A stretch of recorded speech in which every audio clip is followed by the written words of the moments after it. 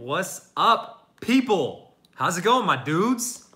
Hold up, real quick. I am, all right.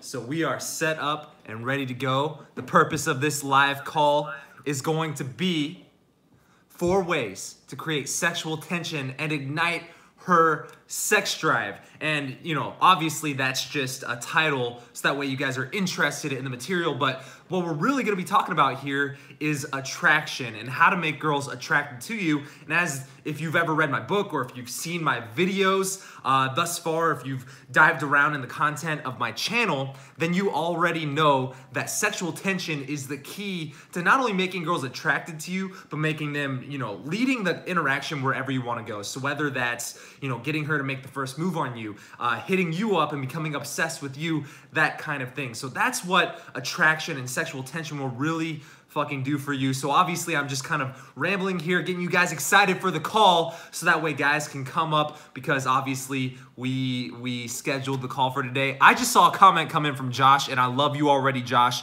He said, great day, Chiefs game, and Patrick J live stream. If you don't know, I'm a huge Chiefs fan. I'm from Kansas City originally, so part of the reason why I came on about 5 minutes late is obviously because I'm Patrick James, got to be a little bit fashionably late to the party, but I was also watching that Chiefs game. So Josh, if you don't mind, keep me posted with the score as we go on here, because I don't have the TV on to watch the Chiefs game. But some of you guys are probably wondering, why do I have a green owl? Well, this is part of what we're going to be talking about here, man.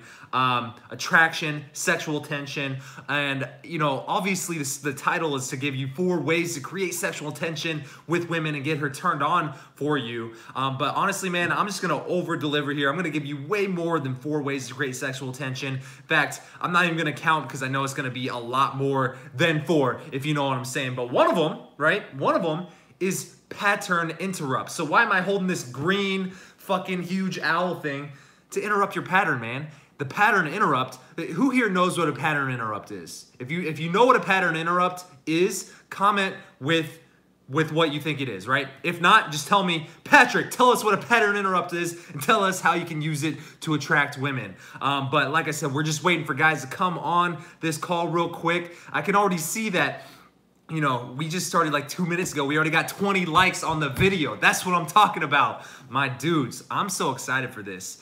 Something different to get your attention. Hector, dude, Hector, I think you're from Kansas too, if I remember correctly. You've been following me for a while. Hector, so I will tell you guys what a pattern interrupt is. So what did this green owl do when you guys clicked on the video to join the call and you saw Patrick James holding the green owl? What did it do to you? It instantly got your attention. And what happens if you get someone's attention?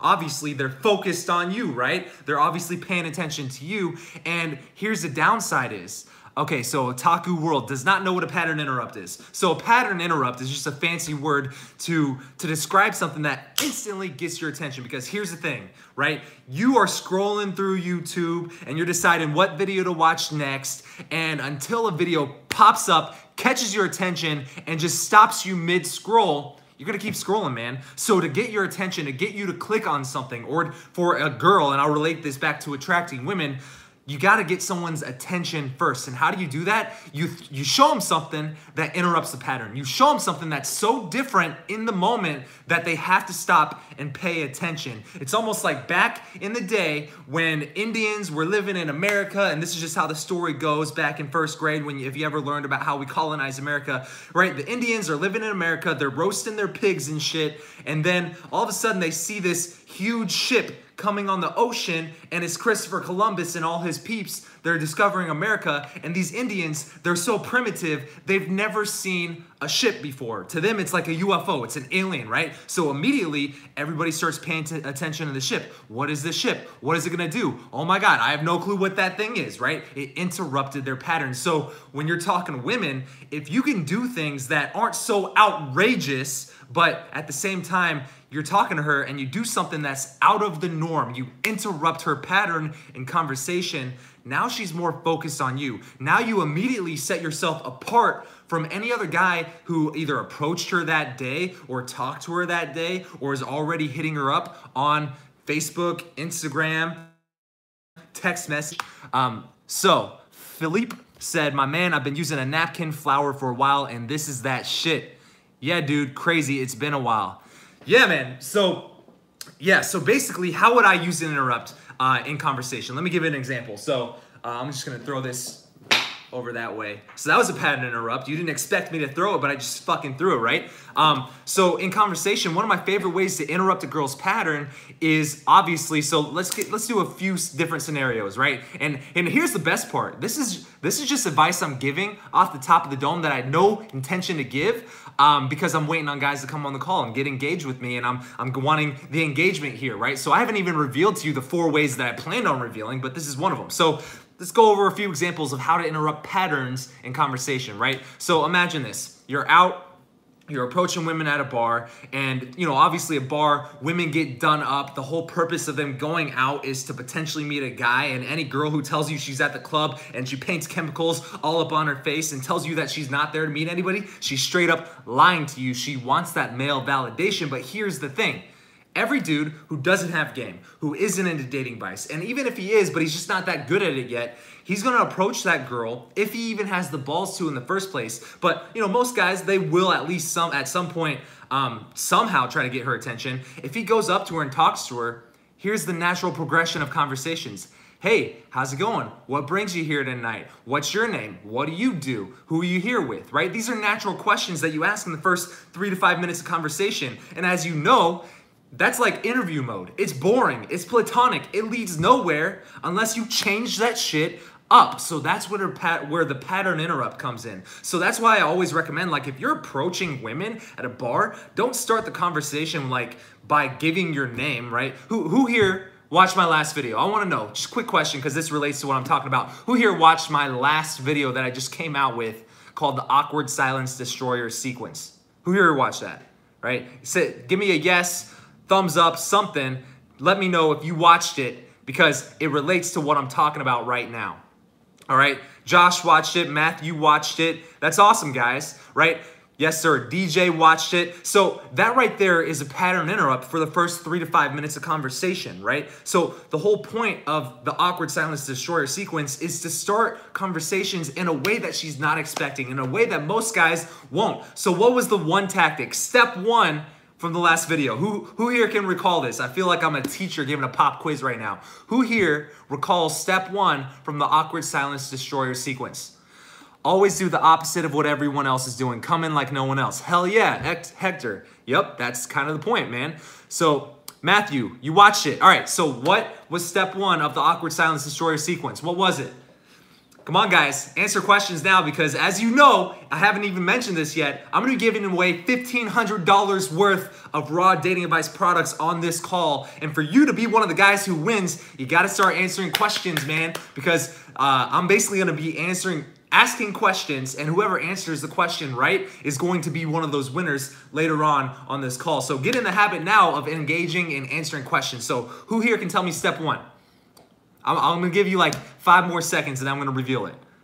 All right, so 3, 2, 1. Step 1 of the Awkward Silence Destroyer sequence.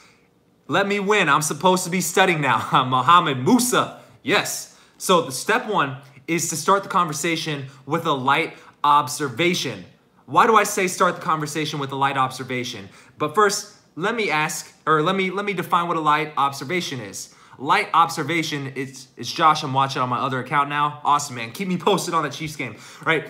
The whole reason why you start with a light observation is to essentially stand out from every other dude who approaches her, right? Most guys are not gonna start a conversation in a natural way if they're approaching a woman out in a social environment. And this could be anywhere. It doesn't have to be a bar or nightclub. It could be at the coffee shop. It could be at the grocery store. It could be in a parking lot. But if you start something with a light observation, it's a little bit different than the standard, hey, I came over here because I thought you were cute. Hey, what's your name, right? Hey, can I buy you a drink? These are ways that most guys tend to start conversations, but when you come up and you go, hey, can I get your opinion on something real quick? You see that guy over there wearing the fedora? That right there is not, can I buy you a drink? That right there is not, what brings you here tonight? What's your name?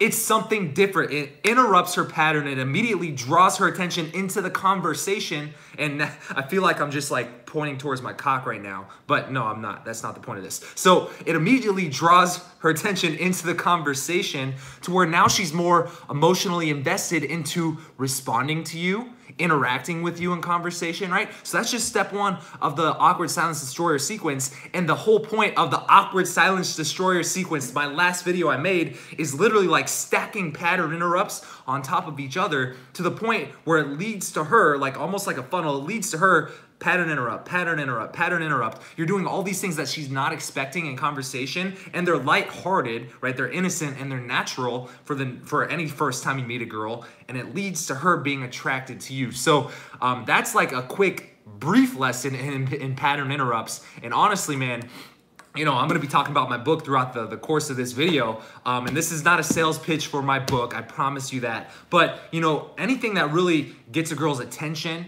makes her horny for you, right? Most of those things are pattern interrupts. Pattern interrupts, if you start to really understand and grasp what they are, they're literally used in everything to influence and persuade anybody to do anything, right? Think about humor, right? What makes a good joke?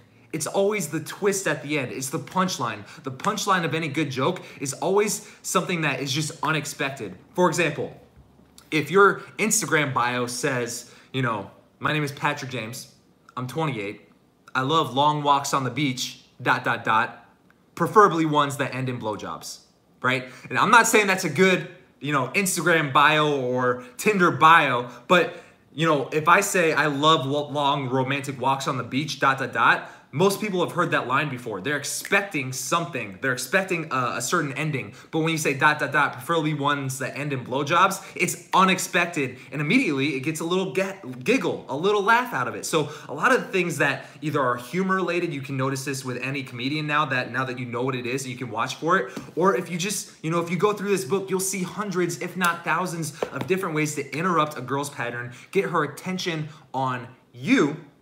That way you can influence her, persuade her, attract her, connect with her, do all of those things. But step one is always get her attention. Before you can attract a girl, you must get her attention first. And the way to do that is to interrupt her patterns. So he's teaching us stuff too.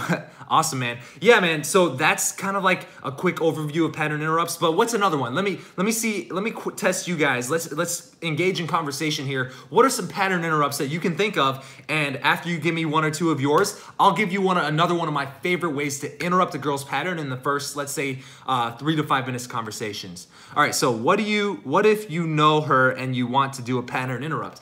Great question, my man.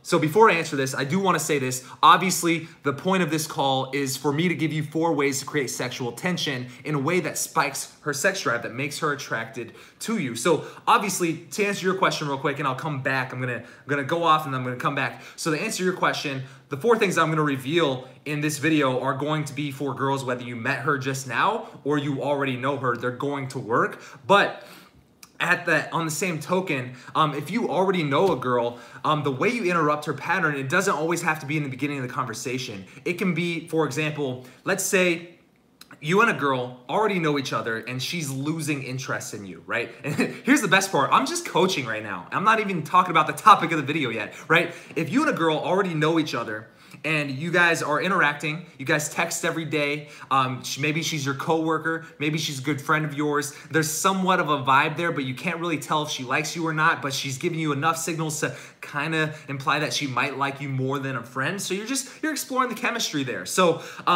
let's say that's the situation here. And all of a sudden, you text her one day and she doesn't text you back.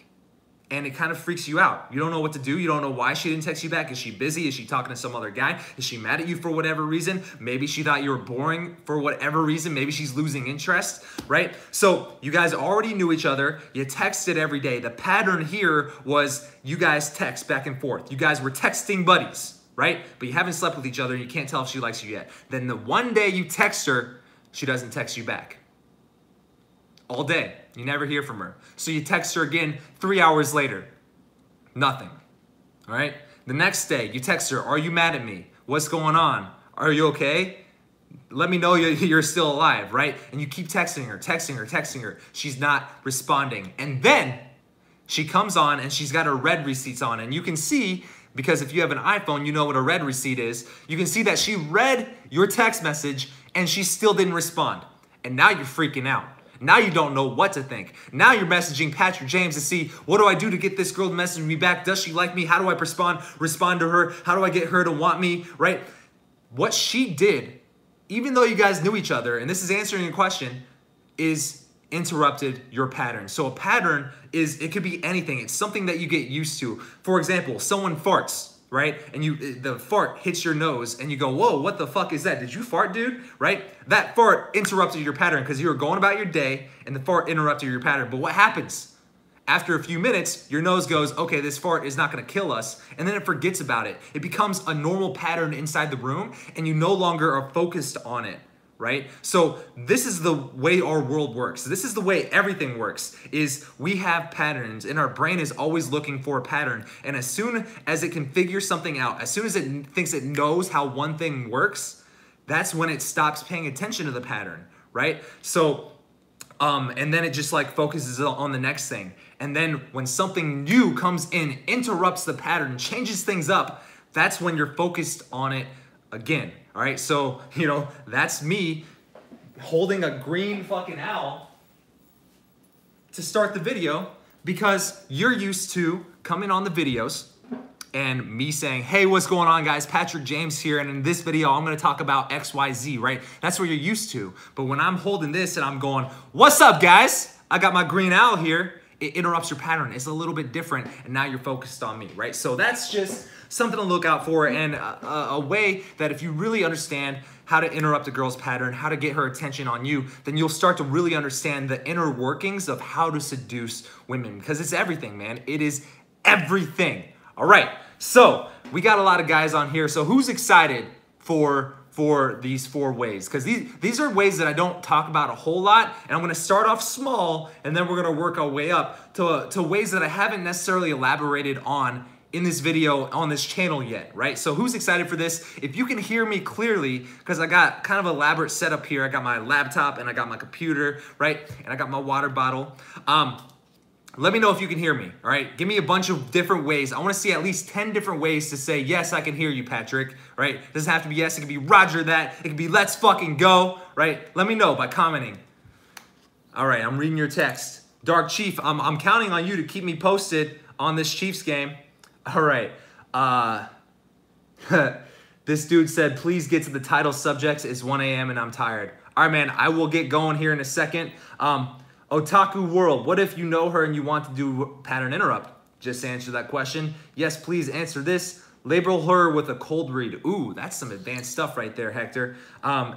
Madoshiro, drop a subtle neg. Yes, negs. Negs are a good example of a pattern interrupt. All right, so let's get to the first way of how to create sexual tension and ignite her sex drive. All right, so the first way that I want to give you guys, and a lot of you guys, you've probably seen me make a video about this. Like I said, we're going to start small. We're going to work our way up. Is mastering the art of validate and invalidate. Validate and invalidate. So what is validate and what is invalidate? Can someone define those 2 terms for me so I can elaborate a little bit further? Let me know. What does it mean to validate a girl and what does it mean to invalidate a girl? What does that mean, guys? Come on. I'm waiting on your comments. Let's go. I can wait here all day. I'm not seeing any comments coming in. What does validate mean? So validate is basically to compliment a girl, to approve of her, right? To show her that you like her, to build rapport with her, to show her that you guys have something in common. Maybe she does something that she put effort into, and then you compliment her on that one thing, right? It's validating her. It's making her ego feel good, right? This is good. This is the positive. This is the happy to seduction. Oh, snap. Now I got a lot of comments coming in all of a sudden. Yeah. I must be a little bit behind on the comments because I got like 30 comments coming in 1 second, and for a second there, you guys hadn't been coming in. So yeah, I must be a little bit behind. Yes, so validate is you're giving her power while I wouldn't necessarily say that. It's good to validate, right? So this is why you gotta master the art of validating and invalidating, right? Because if you're validating a girl, yes, you need to have the positive, happy things, but invalidate is when you don't approve of her ego. You don't approve of something she did. You maybe tease her a little bit. You're doing anything that doesn't necessarily build rapport, but it breaks rapport. But here's the thing, you need both. You need to master the art of validating and invalidating. It's almost like a scale, and you gotta find the right balance for you. And here's the thing, it's not the same for everybody. The way I break rapport with people and the way I build rapport with people will be 100% different than the way you build rapport with people. Why is this? And we can go deep and deep and deep into the psychology of this, right? But honestly, man, I think on the surface level for you right now, if you're wondering what's like the proper balance of validate and invalidate and how do I find the right balance for me, it really depends on a lot of different factors, right? So I'll give you a couple of examples. So let's say for the average guy who is, let's say, and this is just for the sake of example, let's say he's not necessarily the best looking dude in the world, right? The way he has to balance breaking rapport with building rapport, validating a girl with invalidating a girl is gonna be different than the way I do it, right? I would consider myself kind of a handsome dude, right? And I work on my beard, I work out a lot, I do a lot of things to make myself look healthy, right? So, I would say that the guy who doesn't necessarily have a lot of experience breaking rapport with women, if his whole demeanor is the super nice guy, the guy who gets friend zoned a lot, the guy who's like a woman's best friend,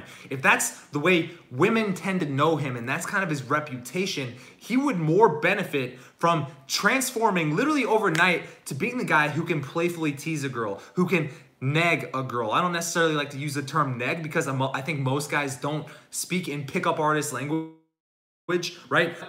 If you can find playfully challenging lines, that guy will benefit more than someone like me. Why is it? Because it goes back to the first thing I taught you guys.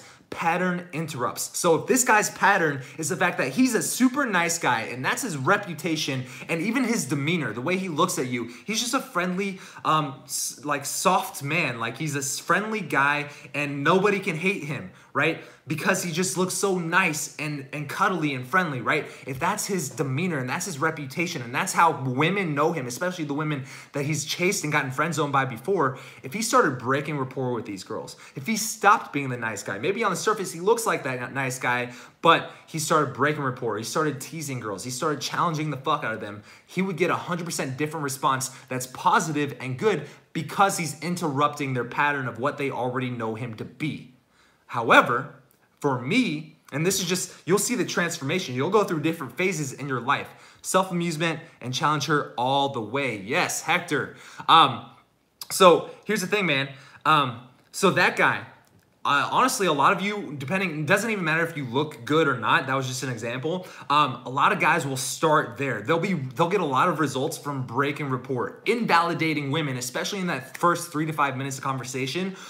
Or even with girls that you know, if you just subtly overnight become the guy who can start challenging girls and teasing girls and has a few go-to lines in your back pocket if you don't necessarily have the gift of gab yet, you will benefit more from doing that. And when I started out, when I was starting like technically a beginner at game, that's where I lived for a very long time. I had every playfully challenging line in the book. I knew how to cold read the shit out of girls. I knew how to challenge them. I knew how to tease them. I knew how to push them away and pull them back in. I had that mastered, right? And I got a lot of results because I was not that guy before. It was a pattern interrupt for everybody who knew me. However, I reached a point to where not only did my reputation come to be the guy who was that, so people were expecting it of me, but over time, I was starting to gain more confidence, and it came through in my demeanor. It came through in the way I spoke, in the eye contact I had, and in my body language, in my actions, like macro actions, like who I would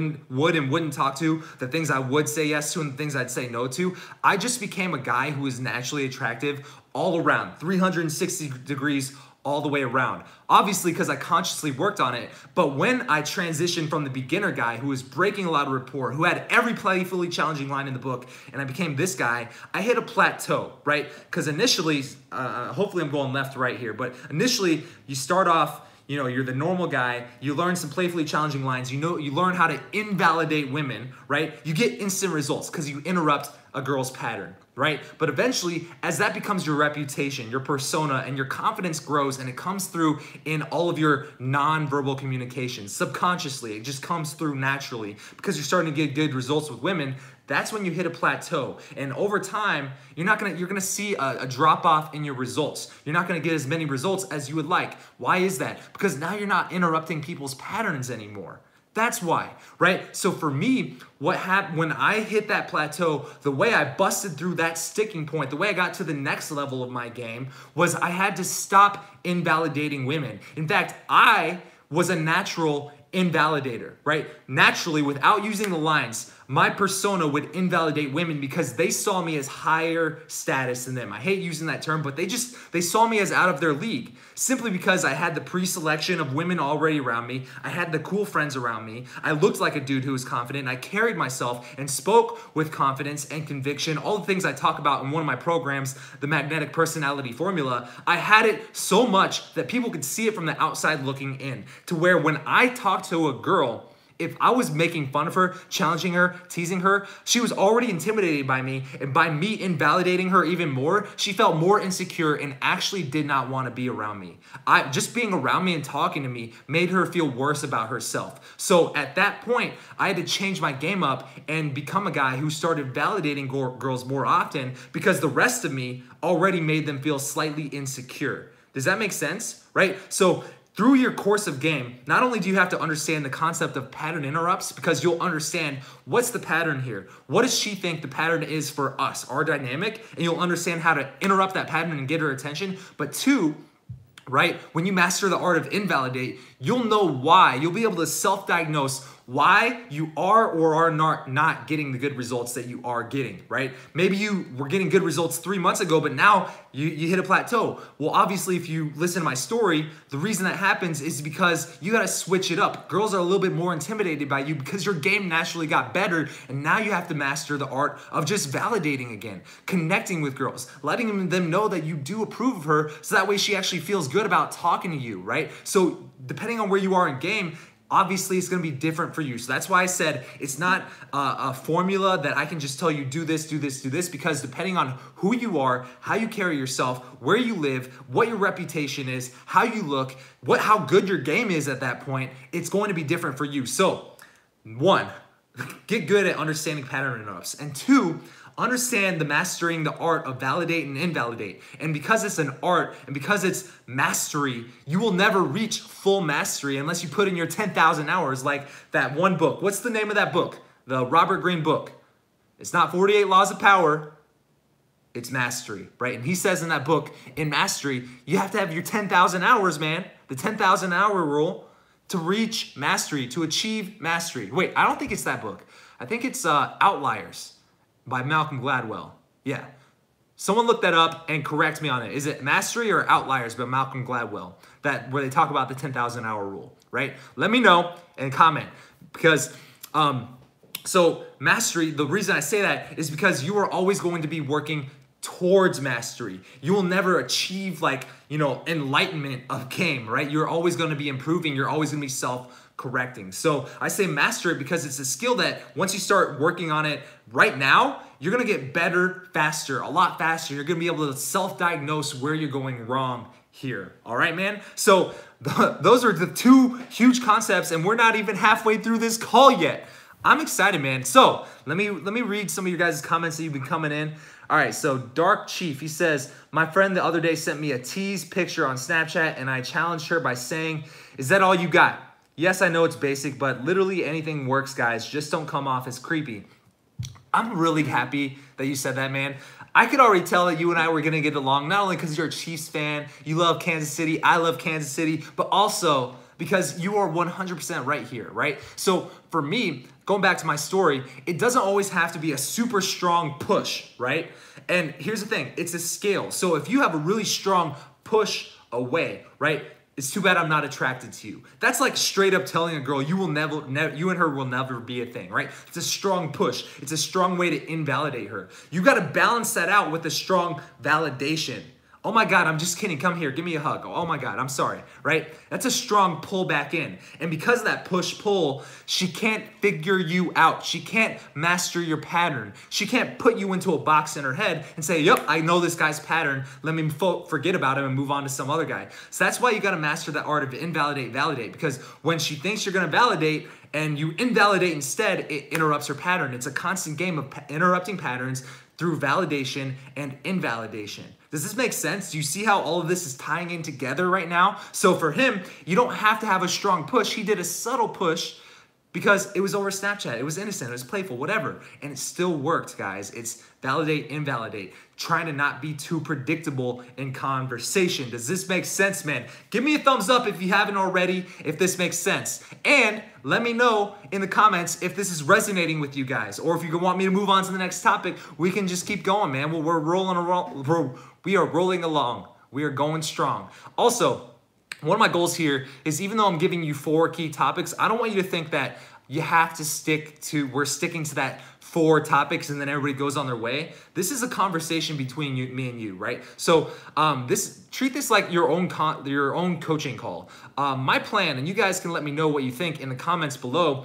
My plan is that I'm gonna start doing this every Sunday at noon. Dude, just like Sunday morning football, Sunday afternoon football, I'm gonna be here every Sunday. That's my goal here. And if it goes well, obviously we're gonna do it. But if I don't get the interaction, if I don't get the the thumbs up, if people aren't resonating with what we talk about on these calls, then dude, we might just not do them anymore, So come with questions, and even though we have a topic to the call, in between topics, in between me transitioning from topic to topic, give me a question and I'll just coach you right here, man. That's treated like a coaching call. All right. So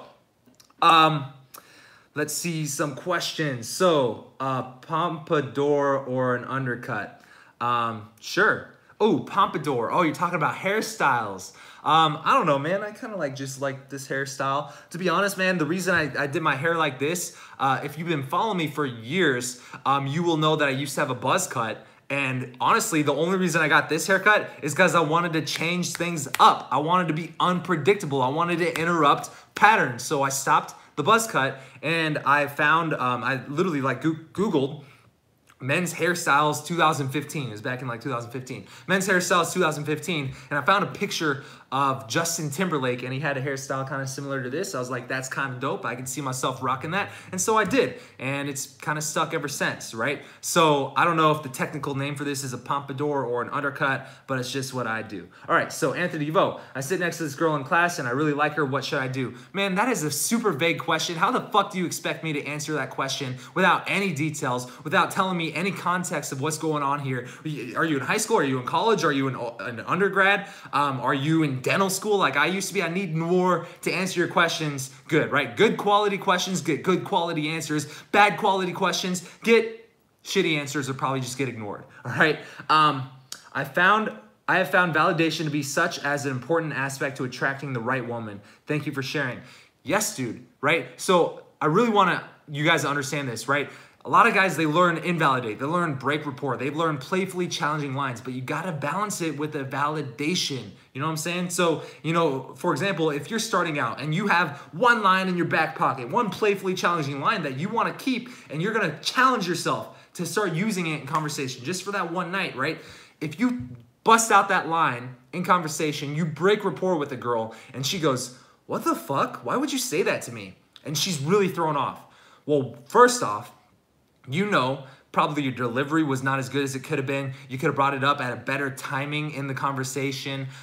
Maybe your tonality could have been better. But 2, if she's like that, you got to bring her back in. You got to suck her back in the conversation. So how do you do it? You balance that invalidation out with the validate, if that makes sense. All right. So how do I show intent without coming across as needy? Love this question, man. So Mikhail Hunter, he asked, how do you show man to woman intent? How do you show her that you actually have a penis without being needy or creepy or validation seeking? Here's the thing, man. So validation seeking, let's talk about it like this. If you're a comedian, right? And a comedian's on stage, and I always give this example, right? If you're telling a joke on stage and you're leading up to the punchline and you drop that punchline on stage in front of a huge crowd of people, after you drop the punchline, what does a really good comedian do? All right, because I'll tell you what the shitty comedian does. The shitty comedian, he looks at the people in the front row. Hey, did you like my joke? Oh my God, he's looking at the people in the office like, ha, I dropped the punchline. Did you like my joke? He's like Aziz Ansari, like, ha, right? But that right there is like needy, right? What does a good comedian do though? The good comedian, the great comedian, he'll drop the joke, look off into the distance, and already stop talking because he's already waiting for the people to stop laughing before they even start laughing, right? That's what the good comedian does. So, quick lesson here. For example, if you are talking to a girl in conversation and then you drop a playfully challenging line or a push-pull line or, you know, any of the other stuff that we're going to talk about on this call, and you invalidate her or you interrupt her pattern, do you look at her in the eyes and kind of wait for her to respond and you go, did you see what I just did? Did it work? And you're kind of looking for the reaction. You're looking for the signs of attraction. If she sees you looking, because I promise you, she will see if you're looking for it, that's going to come across as needy. It's going to come across as creepy, right? So what's another thing that's going to come across as needy or creepy? Let's say your words are the words of someone who would be confident. A person who is confident would be using the words that you're using. But your body language, your vocal tonality, you're speaking under your breath, you're kind of closed off, you're holding a drink in front of your chest, and your body language is not lining up with the words coming out of your mouth. That's creepy. Why is it creepy? Because she can tell that your thoughts, your words, and your actions are not in congruence with each other. They're not aligned, all right? Your thoughts, words, and actions. So that's creepy. So the way you show man to woman intent without being creepy is not only mastering your body language, your eye contact, your vocal tonality, the delivery of everything you say, how you say it, the timing you bring it up, right? And the way you stand, how you carry yourself. And obviously this is stuff that you learn over time with practice and obviously watching videos and going through trainings, etc. But you also want that to be in line with the way that you are, right? So for example, I always give this example if you're trying to decide between day game or night game, approaching women in non-social environments versus social environments. One of my old roommates, and if you've been following me for a while, you probably heard me talk about him or you've maybe seen him on a video, but one of my old roommates, he was mid-30s, and the reason I lived with him and another dude is because we were all super into game and we'd go out and we'd game all the time, right? And this guy, he was in his mid-30s, so he had a good career, and he was really big on approaching women during the day. And so what his rule was he would never say anything verbally that was not in congruence with how he felt, right? So for example, his girlfriend, who I believe he's engaged to now, is the #1 yoga instructor in Scottsdale, Arizona, which is like saying she's like the pack leader of the hot girls. So he met her because he was driving to work one day at 8 in the morning and he sees this hot girl walking out of a coffee shop going to her car with her coffee that she just got. And so in rush hour traffic at 8 in the morning, he stops his car, pulls a Yui, and then drives up into the parking lot, gets out of his car, runs up to her, he's out of breath, runs up to her wearing a suit, hold up, excuse me, as she's getting in her car, stops her, and he says, excuse me, I was just driving through rush hour traffic. I pulled over real quick, almost got hit, stopped my car real quick, ran up to you just so I could say hi and tell you you look absolutely stunning. What's your name, right? So in that example, nothing he said verbally was incongruent to how he actually felt in the moment. Why? Because, you know, if you want to take a lesson here, an action step, because the words that he was saying was literally just describing what happened. There was no incongruence there. However, this would have been very different. And like I said, that turned out well for him. They started dating. They became a serious relationship. They moved in together. Now they're engaged. All right. But that situation would have been completely different if he would have done all that just to run up to her and say, hey, you're the cutest girl I've seen on this side of the street in the last 5 to 10 minutes, right? If he would have said some random just fucking pickup artist line, it would have not come across with the same delivery. Why? Because his words are incongruent to his thoughts and his actions. Does this make sense? So if you want to show man to woman intent, master a lot of what we're talking about here, and making sure everything's in line. Your thoughts, your words, your actions seeming all congruent with each other. Does this make sense? All right? All right, a good comedian will care about how the audience reacts. We're both in the same high school. How do you turn on a girl over text? I want to know what you guys thought about the answer I just gave, man. I'm 14. I can imagine myself being the world's best seducer. That's awesome, man. But just for the sake of legality, I don't know if I'm legally allowed to be giving dating advice to a 14-year-old. My man, finally, I get the thing with the big beards. Big beards interrupt daily patterns. It really does, dude. Having a big ass beard to where that's like your number one conversational piece. Now, I'm not saying if you don't have a beard that you should get a beard. I'm just saying that if you have a beard, right, it is a little bit of a pattern interrupt. That's kind of why it works, because it stands out. Right? It's like the old school pickup artist thing of peacocking, right? The guys who used to peacock, they'd wear furry hats, they'd wear black eyeliner, they'd wear all these outrageous things. They'd wear snowboarding goggles to the fucking club. Dude, they did all that not only to make it easy to have conversational topics to bring up for women to attract or approach him and start a conversation, but it's also a pattern interrupt. If you're the guy who approaches a girl and you have the same exact conversation that 10 other dudes had with her that night, but you happen to be wearing a furry hat, obviously it's a pattern interrupt. It's gonna get her attention more than the guy who's dressed like everybody else here, right? So, yeah, man, that I really like what you said there. Let's see. Yo, Dark Chief, how's the Chiefs doing? How's our Chiefs doing, bro? Great answer. What to do after reading, choosing signals late? Now she's hostile. I don't know what that means, man. I'm just a dude on the internet. I can't interpret what you're trying to say. All right, 30-20 still. That's awesome, man. All right, so let's move on to the second way to create sexual tension and ignite her sex drive. I just gave you one, and I also explained the concept of interrupting patterns. So, what's the next one? Are you guys excited for this? What's up, Sean? I just saw my man, Sean. He's a good coaching client of mine, badass dude. All right, so Sean, you just came in. I'm about to give the second way to create sexual tension and ignite her sex drive. What is it? It's something I don't talk a lot about. What is it? Any guesses, guys? Any guesses? Who's been following me for a while? Who's read my book? Who knows 107 different ways? Because I promise you, one of these, all four of these are somewhere in this book. Who has a guess here? Whoever guesses this right, I'm going to give you about 10 seconds to guess it. Whoever guesses it right, I'm going to give you a $500 program for free. Whoever guesses it right. I'm waiting. I'm giving you 10 seconds here. 2 steps forward, 1 step back. Nope. Push-pull, nope. It's not push-pull. Push-pull falls into, uh-oh.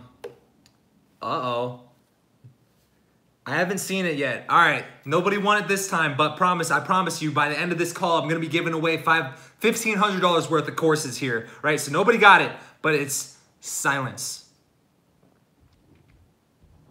Silence. Silence. Silence amplifies. It brings out sexual tension. Silence. So let's say, I love this Big Sean lyric. If you guys listen to Big Sean, he is my favorite rapper by far, right? So silence, yes. He talks about having the faith of a mustard seed. Faith of a mustard seed. So mustard seeds are like super, super tiny, but when they grow, they glow, they blossom in this huge thing, and everybody loves mustard, man. Mustard's in a lot of different things, right? So faith of a mustard seed, it kept growing. It's a Big Sean lyric. Love it, right? Silence is the one thing that I know of that can take the tiniest ounce of sexual tension, tiny, tiny, tiny, tiny ounce of sexual tension, and just amplify it through the roof. Why is that? Because, here's the thing, silence is the #1 thing that most people fear. All right? Why the whole point of me making the last video, right, the awkward silence destroyer sequence, is to help guys avoid awkward silences. And do you think that awkward silences are only awkward for you? No, it's awkward for the girl too. That's why it's awkward, because nobody kind of knows what to do here, and it kind of feels weird, and they don't know what, you know, what to do, right? But if you know how to use silence strategically, then it can really amplify your efforts here, right? If you have game that's a 3 and everything you do is a 3, but if you learn how to use silence and inject silence into your seduction, into your conversations with women, instantly your game's gonna go through from a 3 to a 6. Literally, it's gonna double your results overnight. I promise you that. And here's why. I'll give you a story, and then it's the same story I tell in this book. It's the same story I tell all the time. Why? Because not only is this story perfect for showing you the power of silence, but it also happens to be like the one that got me a super, super fucking hot girl in Las Vegas. So I'll tell the story real quick, just so you can understand the concept of silence. So basically, it was 2016, January. I was in Las Vegas with a bunch of different buddies for a marketing conference. After the first night of the conference, we go out to a nightclub. The nightclub is called Hakkasan. Remember this, Hakkasan. Hakkasan nightclub. There's a reason I'm telling you to remember that, all right? We go out to Hakkasan nightclub after the conference, walk in. Literally, I was in there for 5 minutes, and I hadn't even seen the whole club yet. I hadn't even gotten a drink yet. Yes, I do drink when I go to the nightclubs, right? So I go, and I go to the edge of the dance floor to kind of just scope the scene, see what's going on in here. I've never been in this nightclub before, and I'm standing there with my buddies, looking at the dance floor, and all of a sudden I feel like someone stroked my arm. Like I'm just standing here, and I just feel this on my arm. And then I look behind me, and there's no one behind me. I'm like, what the hell was that? And I see this girl like 5 feet away, like walking away, like not just like scurrying away, but just like confident, like strutting down the catwalk type of walk. And she walks away about 10 feet and then kind of just turns around like this and looks back at me. I never thought I'd be doing that on my YouTube channel. And kind of looks back at me and makes eye contact with me. And I was like, that girl totally just stroked my arm. And I remember this, she was wearing a fur vest for whatever reason. So what did I do? Obviously, I'm Patrick James. I walked up to her and I said the first thing that popped into my head, which was, did you really kill an animal to come to the club tonight, right? I was making a comment about her furry vest, right? And what is that opening line? Obviously, it's something I didn't plan out. It's a light observation about something she's wearing, right? And it interrupted her pattern. It was something different than most guys would have said when they approached her, right? So I said, did you really kill an animal to come to the club tonight? Instantly, it was on, right? Obviously, she must have been into me. Either she saw me with friends, maybe I was talking to a girl on the way in that she thought I seemed like an attractive dude. For whatever reason, she struck my arm. I went up and talked to her. Things were working out. Here's the thing. Fast forward about 30 minutes. We're at a different part of the nightclub. I pulled her to a quieter part of the nightclub, and I'm literally leaning back against this bar. This bar is empty. There's nobody in this part of the nightclub. I'm leaning back against the bar. She's leaning into me. We're making out. She stops making out with me mid-makeout. Prakash Jaiswal, I will get to you in a second, but stop being so needy, my man. I'm telling a story. So back to the story. So she stops mid-makeout and literally looks at me, and she says something that I don't remember exactly what she said, but it was something like a shit test. Like she was trying to poke a hole in my frame, poke a hole in my frame to poke a hole to see if I really was this confident guy who I portrayed myself to be for the last 35 minutes, right? And so when she does that, rather than scurrying to find the perfect line to pass her shit test or the perfect push-pull line in my amazing book full of thousands of them, right? Rather than doing that, I paused and I held the eye contact. And what she did was she broke the eye contact by gazing down and said, I think you're out of my league. Now here's the cool part. What I didn't tell you was in that 30 minutes before we were making out, when we were talking, I asked her what she did for a living, and she told me, and I said it like this. I said, you're not one of those girls who's like on Instagram and posts every day and thinks she's a model, are you? I said it like that. And I said that in a playful way to qualify her, to see what she does, right? And it was just kind of like, it was just a playful way to qualify her. That's all it was. There's no elaborate thought into me saying it like that. And she happened to be an Instagram model. She goes, I actually am a model on Instagram. That's how I make a living. And it's a pretty good living, right? So she's an Instagram model. And fast forward now, she just told me that I was out of her league. And why is that? Because she delivered a shit test to which, rather than scrambling to find the perfect way to pass her shit test, scrambling to find the perfect push-pull line to say in that moment, I basked in the silence and I held that eye contact.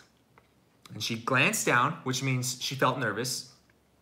And then she kind of got rosy cheeks and she told me I was out of her league. She goes, I think you're out of my league, which was mind-blowing to me because I'm just this small town kid from Kansas City, Missouri, right? Kansas City, Kansas, and a suburb of Kansas City, Kansas. And I'm just a small town kid from Kansas, and this girl in Las Vegas who's an Instagram model, likely paid to show up to the club that night, just told me I was out of her league.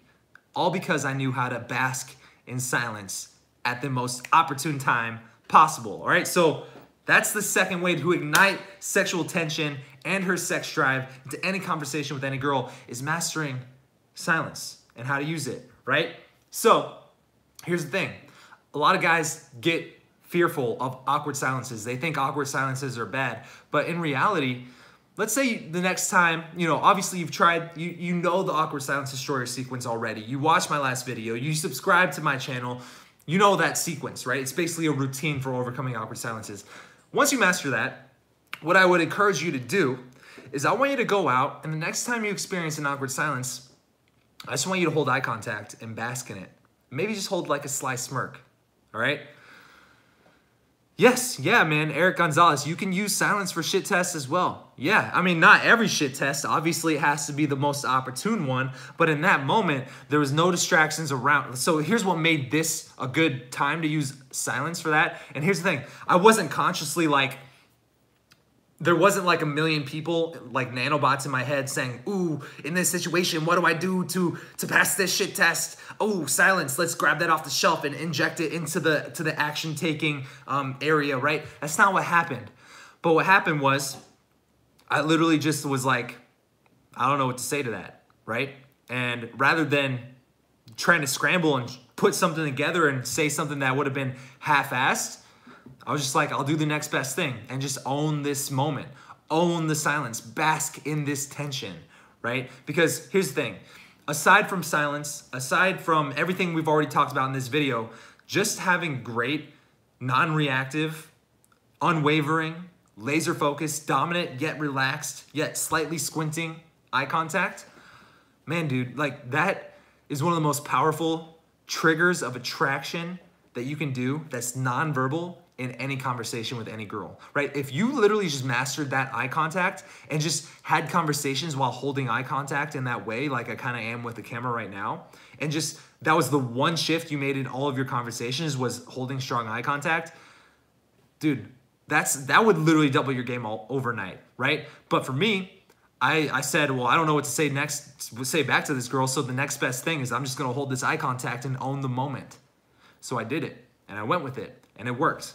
Right? And here's one of the other things that I want you guys to really grasp here is, I even talked about this with Sean, who's commenting right now. He's one of my coaching clients. On our last coaching call, I was talking about how the reason I got so good at game so fast, right? Because for me, it wasn't like a 5-year process to get good at game. It was like a 3-month process. And then after that, it was constantly testing and tweaking new things to make my game even better than it was. Right? So you can get really good at game really fast, obviously depending on where you're starting out. But for me, I was basically starting from ground zero, and this was years ago, man. And so the reason I got really fast was I had an exact system, a process to develop the core skills needed. And I'm actually gonna, like a little foreshadowing here, but I'm gonna be teaching that process in one of my upcoming programs that's dropping here in like a month and a half called Cold Approach King, where I'm gonna teach you how to be a cold approach king, where I'm literally just gonna teach you that process, right? But for me, that process lasted about 3 months. And then after that, I was testing and tweaking. And so for you, no matter where you are right now in your progression of game, the way you're gonna get good really fast is not always don't have the mentality that you have to know exactly what to do in that moment, right? So for me, a lot of times, even though I was good, I didn't always necessarily know what to do here and what to do there and what to do here and what to do there. I just knew what could work in that situation. And rather than trying to decide what to do, I just decided on one. So if I was in that situation and it was like a video game, it was like you were showing the scene of me and that girl on a video game, and she pulls back from the makeout, drops the shit test, and then the video pauses. And then 4 options come up on the screen. And they go, what should you do in this situation? Option A, option B, option C, option D, option E, all of the above, right? It's like a multiple choice test. What I did in my mentality throughout my whole progression of game was, I don't know what the fucking right answer is, so I'm just gonna choose B and see what happens, right? And in my own head, I know if B doesn't work out, then the next time I see this situation, I'm gonna choose C. And if that doesn't work out, the next time that situation comes up, I'm gonna choose D, right? So I took an experimental approach, and I didn't always have to know the right answer. I just had to make a decision in the moment to go with one of them. That's it. So in that situation, I chose silence. Did I know it was gonna be right? Nope, but it worked out. And after that, I was like, let's see if I can reproduce the result. And sure enough, it consistently works out over time, right? Because you start to recognize situations, you start to recognize patterns, and you take an experimental, imperfect action approach to progressing through game. Does this make sense?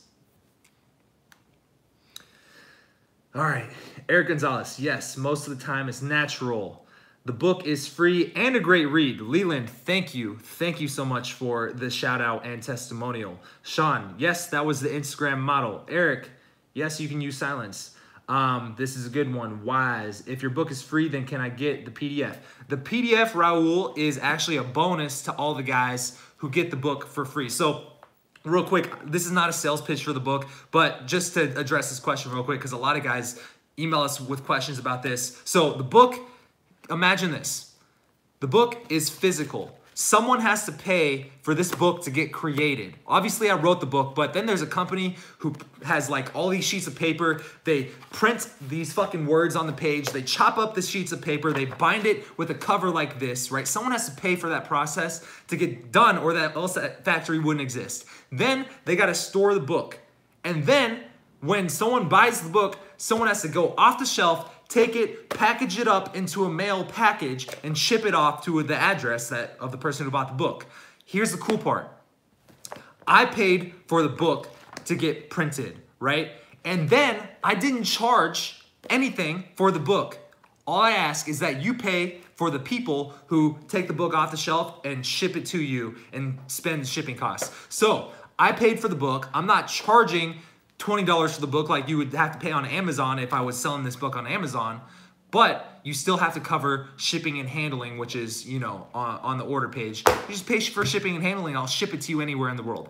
That's what the process looks like. So yes, the book is free. Yes, you got to cover shipping and handling, but what do you get when you cover shipping and handling? You get the PDF book, so that way you don't have to wait for it to arrive in the mail, right? Because I'll give you access to an online membership. You create a login with your email, a password, you create all that, and then you get access to all the digital programs. And then I filmed the whole seminar here in my living room right here. You'll recognize the backdrop where 9 guys came to my apartment. I filmed the whole seminar talking about pre-selection and attraction. You'll get that for free. All the footage to that. You get the ebook, and you also get a few of my other courses that are also ebooks for free, just for covering shipping and handling, and to hold you over while you're waiting on this book to arrive in the mail. I mean, if that's not a fucking steal, then I don't know what is, and you guys are unpleasable. All right, so I just want to answer that question real quick. All right. A shit ton of goodies. Show. Yes. When will come to New York? What if she likes some other dude in the club? So J.A., what if she likes some other dude in the club?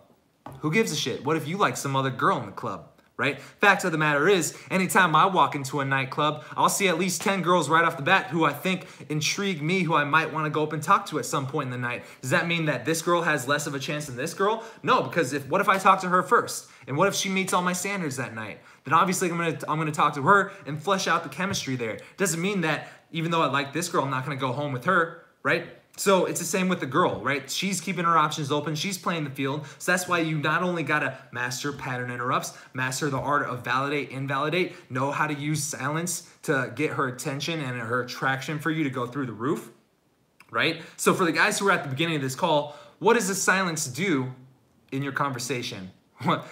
Question to relate back to the first topic we talked about. What does it do? It's a pattern interrupt. Silences are also a pattern interrupt. That's why I talked about it at the beginning of this conversation. It interrupts her pattern, yes. All right. We're about an hour in, and we're not even close to being done. We're about halfway done. But I want to do the first giveaway. We are giving away the first $500 course right now. Right now. All right. To win the $500 course, you must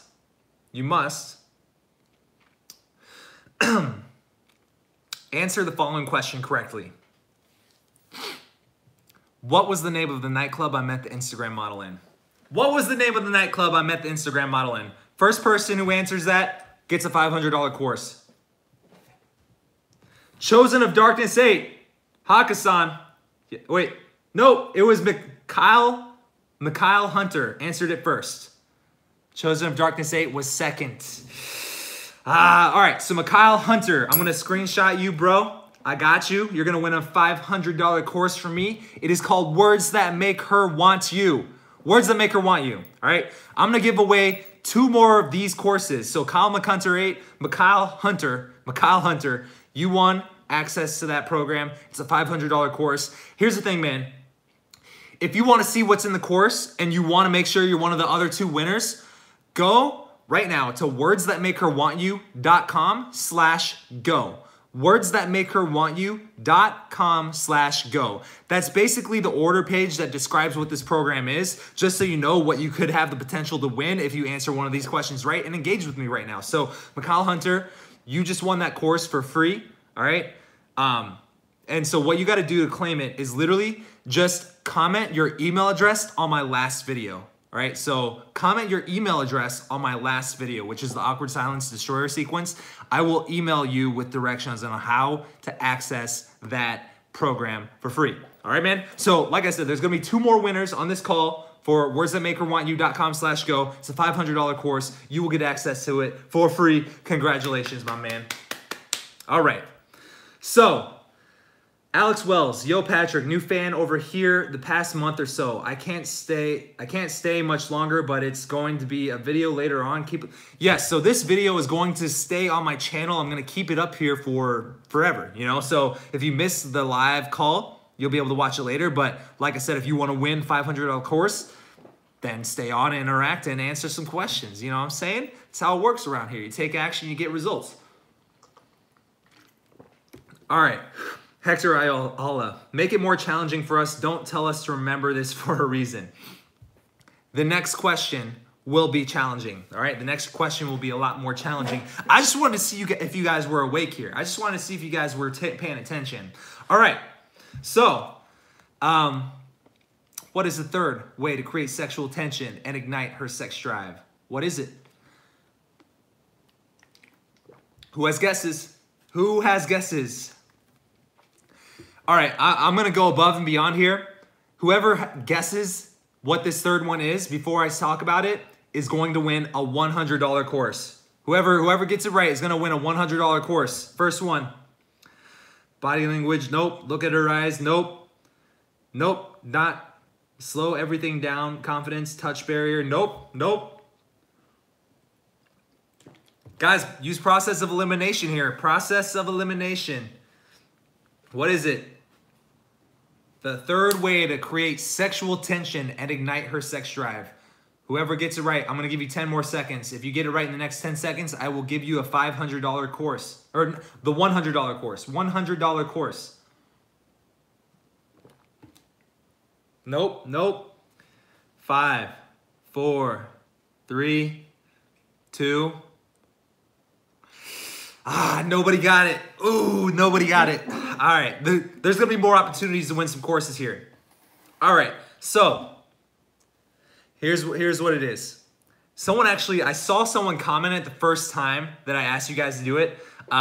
It is barriers. And specifically, you know, obviously I talk about barriers in this book, but I wanna talk about it on this video a little bit differently, right? A little bit differently. So here's the thing, what is a barrier? A barrier is basically creating a false thing that is keeping you and this girl from being together. Now, why does a barrier work? Because when there is a reason why you can't have something, what happens to you, right? Just human nature. You automatically want it more, right? We always want that which we can't have. So it's not necessarily a fake barrier, Mikkel. These can be real barriers, but as long as it's, as long as there's a barrier between you guys, that can create sexual tension, right? So, for example, the most common one that everybody knows and the one that I address in this book is what happened between Romeo and Juliet? Why did Romeo and Juliet have such a strong bond? Why did they love each other so much to the point where they would kill each other? They would kill themselves for each other. Why is that?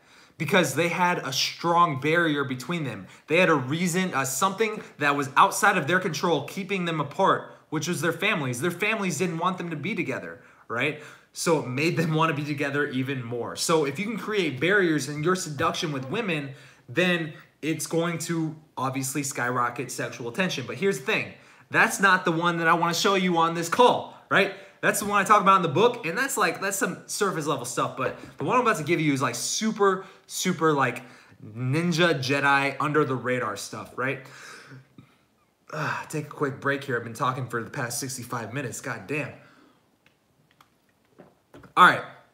So obviously barriers, they work. So for example, you know, if you were to meet a girl at the club and her friends are like staring at you like, why is Becky over there talking to that guy? Oh my God, she's been over there for so long. If you in that moment you realize that her friends want her back, right? You could say to her, you know, I'd love to continue this conversation, but I'm not sure that your friends want us to be together. It must not be meant to be, right? If you say something like that, then obviously that's creating a false barrier in conversation. It's not necessarily false because maybe her friends do actually want her back, right? That's one of the many ways to create barriers in your conversation with her, right? So that's one way that will boost sexual tension in that moment. But here's the thing. Barriers can also work against you, specifically physical ones, right? So here's the nuanced thing that I want to give you real quick.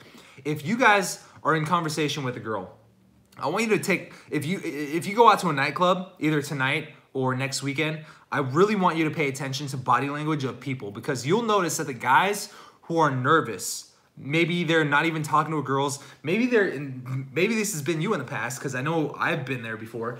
You're standing on the edge of the room, you're not talking to anybody, maybe you're feeling a little nervous or a little anxious in that environment. So what do? You put a drink in front of your chest and you hold it here. Now, why do people do this? Why do people do this? Because they're putting a barrier, something physical, between them and the rest in the environment. Specifically, they put it in front of their chest because that's where your vital organs are, bro. That's where your heart is, your lungs. You need that shit to live, right? So you put a barrier, a physical barrier in front of you, right? So this is where barriers can work against you, is if they're physical. Oftentimes, if you see two people on a date at a restaurant, you'll pay attention to the drink placement. If they're sitting across the table from each other, they're gonna put the drink, do they put the drink on the table right in between them? If so, one of them's pretty nervous right now, right then, right? The person who has the drink in front of them is probably more nervous than the other person. So for you to use barriers in a different way that I don't even talk about in the book is to be the guy who removes the barrier. So if you're at a nightclub or a bar or on a date and you're talking to a girl, maybe she has her drink in front of her chest and you have your drink in front of your chest, and then you catch yourself and you go, you know what? I'm gonna do what Patrick James said. I'm gonna remove the barrier. So I'm gonna hold my drink down here by my waist. I'm just gonna hold it down here like a fucking boss, like a boss, you know? I'm just kidding. Right? So you remove the barrier, you take it out of in front of your chest, and you don't have a barrier between you guys. Now, she has to be full frontal to you, body to body, face to face. It boosts sexual tension through the roof. Hers or yours, or both. Dude, here's the thing, man. There's no hard and fast rule. For you, if you're just starting out and you want to experiment with this, remove the barrier, between you and her. So if you're on a date, just remove your barrier, right? So maybe you guys are done eating, if you guys are on a dinner date, which I don't necessarily recommend, or if you guys are just getting drinks and you're sitting across from each other, which this is another debate. Like, do you sit next to her, right next to her in the booth if you guys are getting drinks, or do you sit across from her? I don't think it fucking matters. I think as long as you pay attention to the barriers between you two and you know how to balance it, right? Validate, invalidate, interrupt patterns. If you do everything right, or if you do a lot of things right, it doesn't matter if you sit across from her or right next to each other. Not right next to each other. It doesn't fucking matter. But obviously, if you're starting out, remove the barrier out of your chest, right? Stand with your chest open, nothing held in front of your body, right? Oftentimes, if you guys are in rapport with each other, she's going to follow your lead. She's going to mirror your body language. This is NLP. They talk about mirroring body language to build rapport with each other. So if two people are in rapport with each other, if they're in sync, if they're connecting with each other, they're vibing with each other, there's a good connection between them, they're gonna naturally mirror each other's body language. So the person leading this interaction is obviously the person who's gonna move first, and the other person is gonna mirror them. Does that make sense? So if you guys are in rapport with each other and you have a drink right here, she's gonna hold it there too, which is going to kill sexual tension in this moment because it's a physical barrier and not one that you created hypothetically, right? So if you remove the barrier, she's gonna naturally follow your lead. Even if she doesn't, don't really pay attention to it because you're not being needy, you're not being reaction seeking, but she'll follow your lead and do the same. And it's going to create more sexual tension between you two because now instead of two people holding a drink in front of their chest and the drink is in front of them and they're protecting their vital organs and they're blocking themselves off essentially,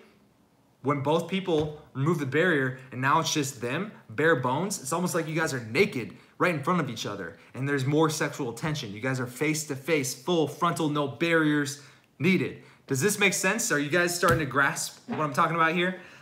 If so, let me know because I just want to take a break from talking and I'm going to read some comments. Stream Cream, remove barrier if she's nervous and create when she's having a good time with you, right? Yes, sir. The girl is a smoker. I hate smoking. Can I ask her to stop smoking as a challenge to her? You can do whatever you want, man. I don't think there's a right or wrong answer. What I would say is if you have 12 options, choose one and then see what happens. If it works, great. If not, go down to the next option the next time you see that situation. For me, what I like to do is I just won't talk to a girl if she smells like smoke. Just one of my standards. I don't like talking to people who smell like cigarette smoke. You know what I'm saying?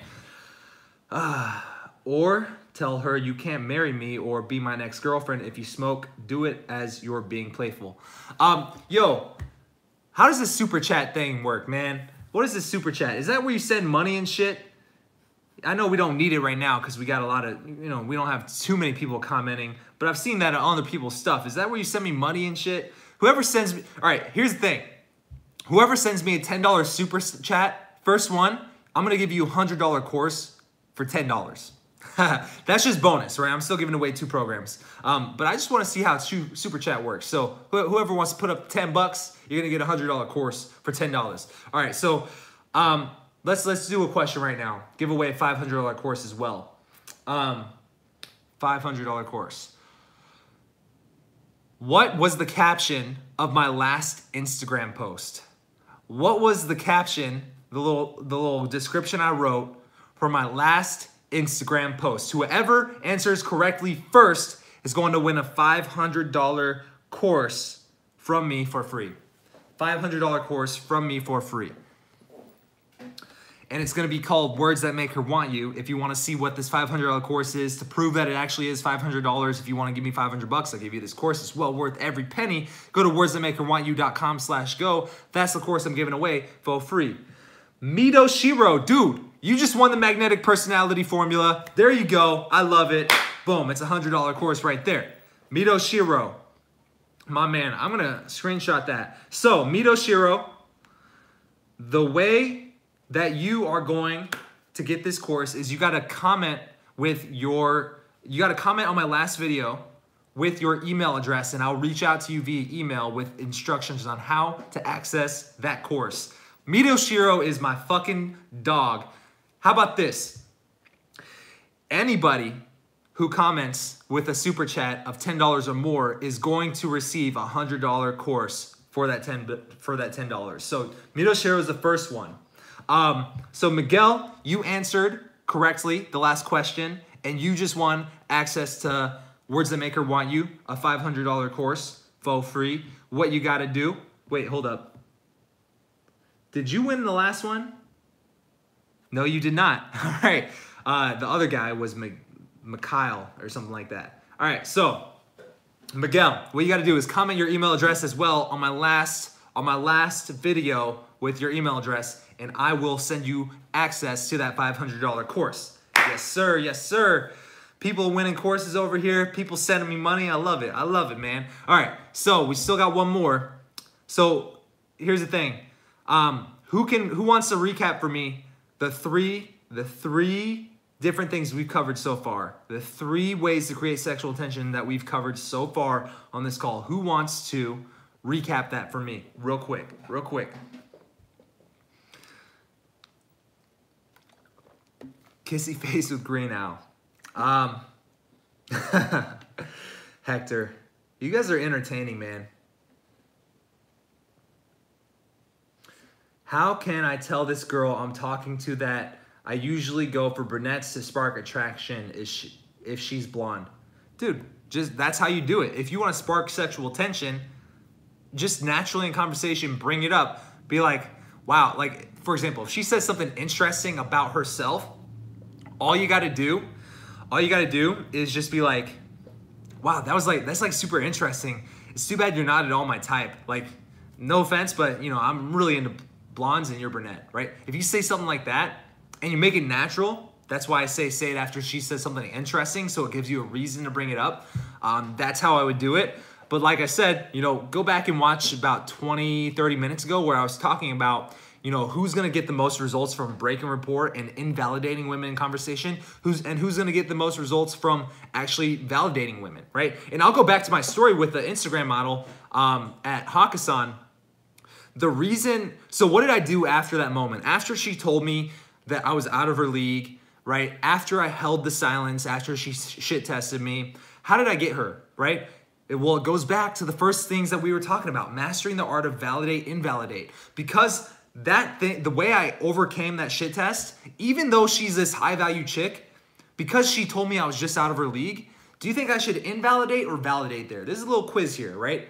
She already feels invalidated by the fact that she thinks I'm out of her league. I just did some strong fucking power move that made her feel this huge surge of sexual tension and attraction for me. So obviously I gotta validate her to balance it out. It's a constant balance, right? It's push, then pull, right? Push, then pull. Validate or invalidate, then validate. Invalidate, then validate. You gotta balance it out. So literally for the rest of the time, it was like a slippery slope. It was super easy for me to get with that girl because she was already so attracted to me. All I had to do was validate her.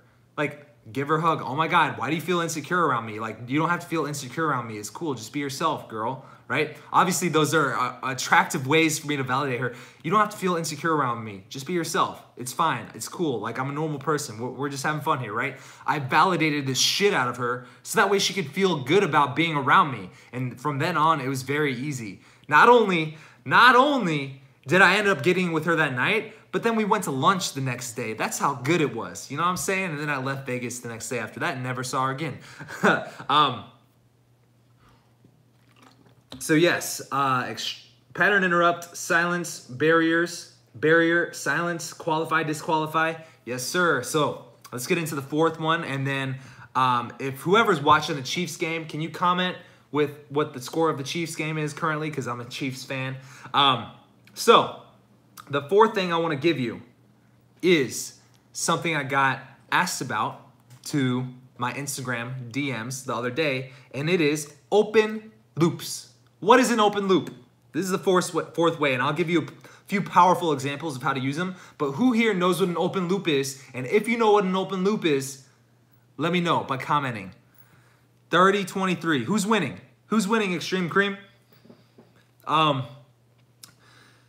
Who wants to comment with what an open loop is? What is an open loop? Let me know, let me know, and then I'll elaborate and we'll get some examples on how to use them.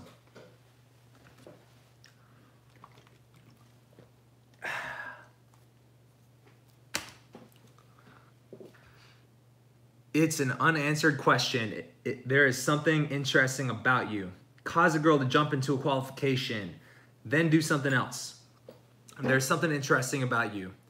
Yes, Hector, that was a good example. All right, so open loops are not a new concept. In fact, most people who have graduated high school, taken a normal literature class, they know what open loops are, because an open loop is basically the same thing as a cliffhanger in literature, in writing, in you know, English, right? English class, right? So a cliffhanger, what is a cliffhanger? It's like where you get all the way to the climax of the story, and then what happens? The story stops. You got to tune into the next episode to find out what happens next. Does the hero survive or not? Does he get the girl or not? Tune in next week. We'll see you later, right? It's a huge open loop. It's a cliffhanger. Now, how do you use this in your seduction, and why is it so powerful? And before I answer this, I want to kind of elaborate a little bit more on what I said about validate, invalidate, because it all relates. Everything we've talked about now relates to each other, and I really want you guys to see the matrix. I want you to see how it all fits together. So remember when I talked about invalidate, validate? I want to give you this example real quick. If you were watching a movie, what would happen if the movie was super happy and positive the entire time, right? Everything you wanted to happen happened, right? It was just positive and happy the entire time. That would be the most boring movie known to man. Nobody would like it. Nobody would see it again. You would go to the box office and ask for your money back. You would be like, fuck this. This movie was boring as shit. Why? Because there was no conflict to the story. So if you've had boring conversations with women in the past, the reason why is because you did not invalidate enough. When you learn how to invalidate girls in conversation, it's the conflict to the story. It's what makes it interesting. It interrupts her pattern and stands out immediately, right? So taking that same analogy, metaphor, let's go to open loops. If you can also inject open loops into the story, it keeps people engaged, right? So the number one example that I can give you right now is one that I really relate to a lot, that I use all the time when I go out and approach girls in social environments. It doesn't have to be a bar or a nightclub. It could be a Halloween party. It could be, you know, you're going out to some festival. Last night I was at a state fair, right? Any social environment that you're at, you can use open loops shamelessly in conversation, right? Especially if people are not gonna leave this general area. So a bar is a perfect example, right? So if you go and you're gonna approach every hot girl that you see, right? What you can do is you can literally like create your own social circle from scratch by talking to this girl over here, getting her interested in you to the point where she at least enjoys talking to you, enjoys your company, and then you leave an open loop and go to the next person and start talking to this next girl, right? You talk to this next girl over here. Not only did this girl likely see you talking to this girl, so she has a little base level of attraction for you because there's pre-selection there, but also you left an open loop over here, so this girl is still looking at you, which spikes your pre-selection. But now this girl, you're talking to her, and then you leave her on an open loop. You leave her on a cliffhanger. You get her super interested in talking to you, and then at a high note in the conversation, you go, hold that thought, and then you go to another girl in the environment and start talking to her. And then you go to a friend of yours who's not a girl, but real quickly, if you're having interesting conversations with everybody, and then you hit a high note in conversation, the climax of the conversation, and then you leave that conversation, you go, hold that thought, I'll be right back. Or, hold on, I gotta go to the bathroom real quick, I'll be right back. Or, hold on, I'm gonna go find my friends real quick, I'll be right back. These are just different open loops that are natural for you to do. That's how you create like not only a social circle from scratch, but you get all these people who think you're the most popular guy in the room, and they assume that you know everybody here, when in reality, you could have came to the bar yourself that night, and you just talked to one person, and it just kind of became this domino effect where every new person you talked to thought that the last person was one of your friends or something like that, right? So that's one example. Another example, let's talk about how you apply this directly to conversation. Hector basically gave a really good example. So Hector was like, he said, there's something interesting about you. And then you say, hold that thought, and you leave, and you come back, right? So this one, I'm going to give you more of a routine, like a step-by-step, say this, say this, say this. But literally one off the top of my head is like, do you know what I like about you? And I listen, I do this to my girlfriend all the time. Why? Because just because one thing works when you're approaching women in conversation, it works even more than that. It'll work if you're on your 5th date with a girl. Like a lot of stuff we've been talking about will work at all points in the seductive process, no matter how well you know this girl, right? Obviously, I've been sleeping with my girlfriend for a very long time, but I still do this shit to her all the time. Why? Because it works to spike sexual tension and it keeps her attracted to you. And I promise you, like a lot of the guys who watch my videos, who vibe with my stuff, not every one of them is out approaching a lot of women. Some of them are dudes fresh out of long-term relationships, and they just want to know how to get back into the dating scene. And so they can attest to the fact that a lot of times if a relationship doesn't work out, especially a long-term relationship, it's because at some point in time, you stopped attracting her. 100%, all right? You stopped attracting her. You stopped being the guy that she fell in love with. You got to keep it fresh, as Sean said, right? Tony Robbins always says this. He says, if you never want your relationship to end, treat her on the last day of your relationship like it's the first day, and there will never be a last day, or something like that. I totally butchered the shit out of that, but that's basically the gist of it. Your relationship will never end with a girl if you treat her like it's the beginning of your relationship at all times, right? Meaning, you gotta constantly be attracting her. So what I'm about to give you is shit that I do with my girlfriend all the time because it keeps her attracted to me, right? So all this stuff, right? If you wanna know how to get the girl and keep the girl, this book gives you all this shit to do, right? So this whole thing is all about attraction. That's why the subtitle is The Raw Secrets of Attracting Women Anytime, Anywhere. So here's like the routine I wanna give you, man. Literally, randomly, out of nowhere. It doesn't even have to be in the middle of a conversation. It could be to start the conversation. You know what I like about you? And then you pause, silence, right? Let the tension build up a little bit. She goes, what? Or she guesses. You go, absolutely nothing. And you say it like that, and obviously it's a pattern interrupt because she thought you were gonna do one thing, and then you did something else, interrupts her pattern, maybe she giggles a little bit, and then from there you can literally do a bunch of different things. You can go, you know, I'm just kidding, right? And then you tell her something you like about her genuinely, like in the moment, as if like something in that moment made you realize that you actually like something about her, which is why you brought it up. And so you can make it a genuine compliment. Or you can be like, wait, hold that thought, I'll be right back. I gotta use the bathroom. And then you leave real quick. Now she's sitting there stewing in the fact that not only did you bring up a question that she genuinely wants to know the answer to, and then you did the push-pull line, absolutely nothing, right? And it was a pattern interrupt. It invalidated her in a playful way to where it spiked her attraction. And now you're taking that mustard seed, right? The faith of a mustard seed, it kept growing. You go, hold that thought. I'm going to use the bathroom real quick. I'll be right back. Don't go anywhere, right? You go to the bathroom. You go talk to another girl, whatever you want to do. Leave for a second. What happens? Now she's sitting there in silence by herself. And that tension that was a mustard seed is blossoming into this wonderful tree, right? Because she's sitting there in her own thoughts, thinking about all the different things that, you know, you could like about her. And then you come back, and this is another routine. And I did not create this routine. I just modified it to my own needs, right? And I talk about it in this book. I think this old pickup artist company called Love Systems came up with this. But basically, it was talking about like the 3 things I like about you. And literally, it's what we did, like what we just did here. You say, I think there's 3 things I like about you, right? And then she goes, what is it, right? So back to our example. You said, you know what I like about you? So you pause, you say absolutely nothing. She goes, oh my God, she hits you on the arm. You say, wait, hold that thought, I'll be right back. I actually do want to tell you what I like about you, right? You let her stew in that tension, it's gonna blossom. And by the time you come back, she's really gonna wanna know what it is that you like about her. And then all you do is you literally say, you know what, I think there's 3 things I like about you, like genuinely, and I'm not joking anymore. And she goes, okay, what are they? You go, well, all right, so the first one, yes, Hector, that's exactly, this is like the deadliest pickup line, right?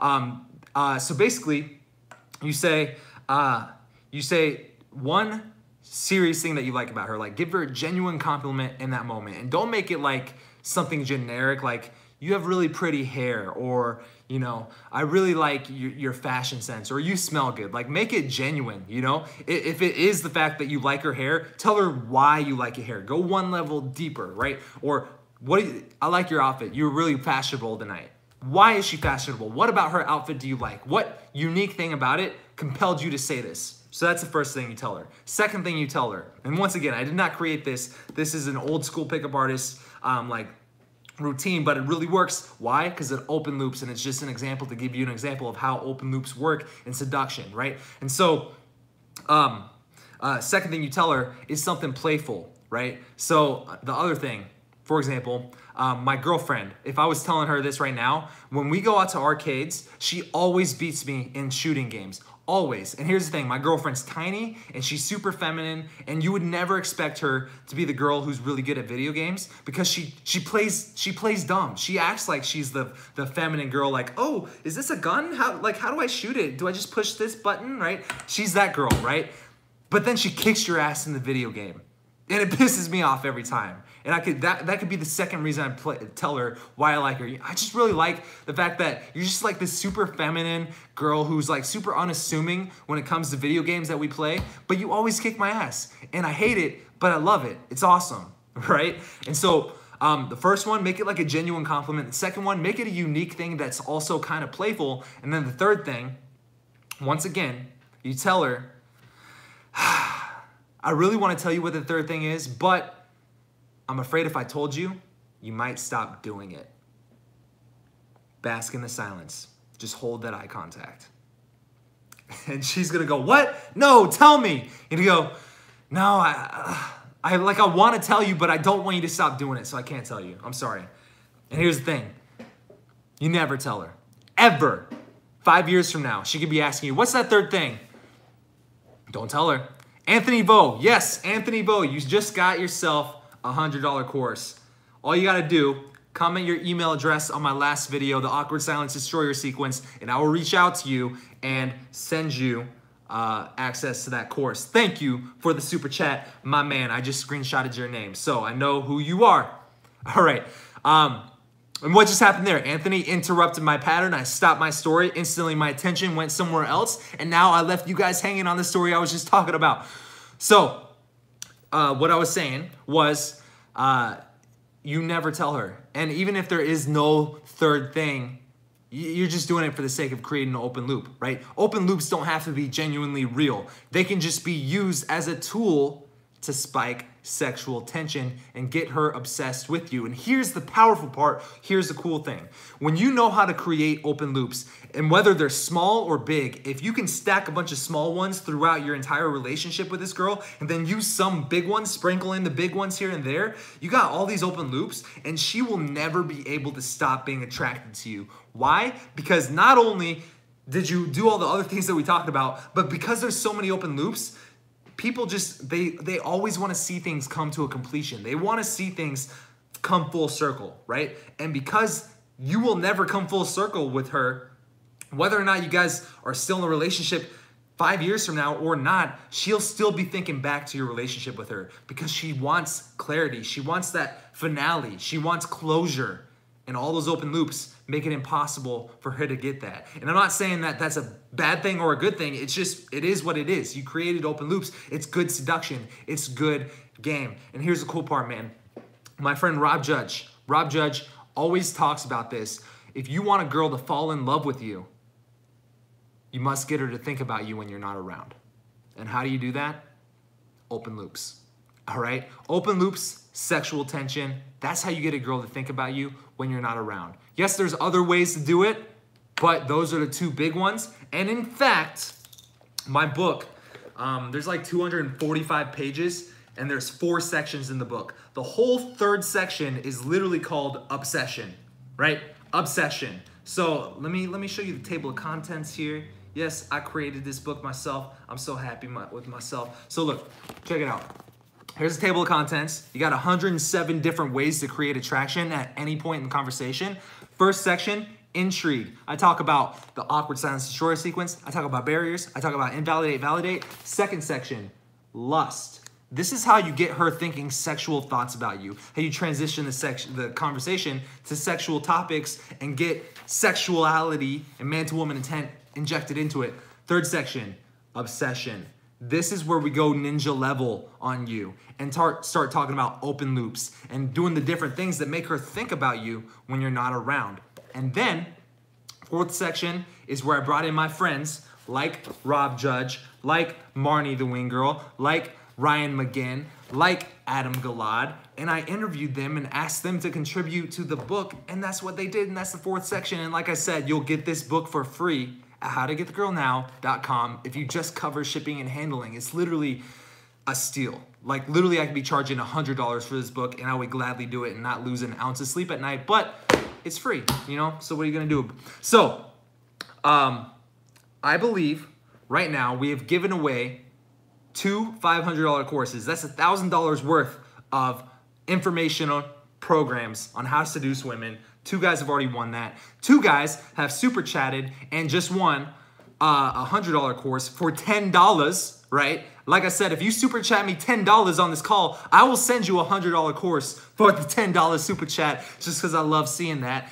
And we still got $500 worth of courses to give away. So let me think of a good question. And whoever answers this question is going to deserve that $500 course. They got to get it, man. So let me think about this. Let me make it good. All right, so Leland says, hell yeah, Marnie is the shit. Yes, Marnie is awesome. Your thoughts on John Sin? John Sin, I've never met him. I've never talked to him. I've heard of him because I'm good friends with Rob Judge. In fact, me and Rob Judge just ran a 5K last weekend together. And Rob is really good friends with John Sin, and he tells some pretty crazy stories about John. But from what I hear, John Sin's the real deal. Put some sugar in the burger. Yep. And Hector, I actually do know what you're referring to, which makes it even more funny. Extreme Cream. What if you don't know anything about her to tell her as a second thing? Well, that's the thing, man.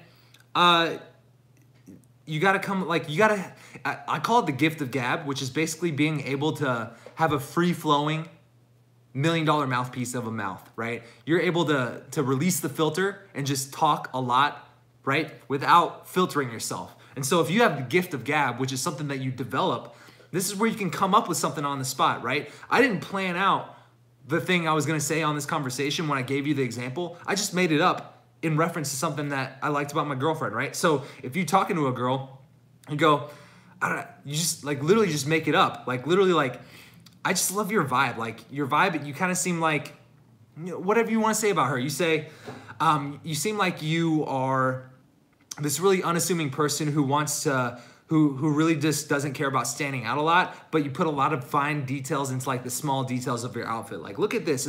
I guarantee you consciously chose this piece of your outfit because you knew that you liked it. And I like that you pay attention to the small details.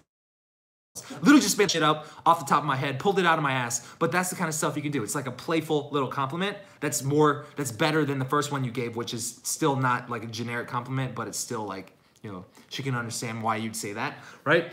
So that's my answer, man. Hector, I'm rooting for you to win. I'm rooting for you to win too, Hector, man. Here's for the guys who were on this call at the beginning of the call. The Magnetic Personality Formula is a course that Hector invested in 3 years ago, and never, he invested to come to the live filming of it, and then he never showed up, which I was disappointed because I saw he was from Kansas and I wanted to meet him. He was from Kansas, so that's why I remember the name Hector Ayala when he comes up on the chats and stuff. So I'm rooting for you to win. Let me think of this last question, man. So, oh snap. I think I'm gonna do you guys dirty, and this is gonna be a question that you can only answer if you have the book. What is secret number 12 from my book, 107 Proven Ways to Get the Girl? What is secret number 12? If you answer this correctly, you will win the $500 course, and then we will close out the day. What is secret number 12? First person to answer it will win the $500 course for free, which is wordsthatmakeherwantyou.com/go, and you'll see. Chosen of Darkness 8, my man, he just did it. Chosen of Darkness 8. I'm gonna screenshot that. All right, man.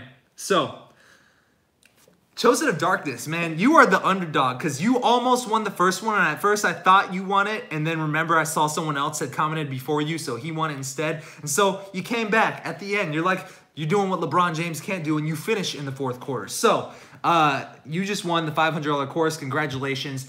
What you got to do is you got to comment with your email address on my last video, and I will send you an email on how to access this $500 course. So for the rest of you guys out here, do not leave yet because I do have one really, really awesome, amazing announcement that I have for you.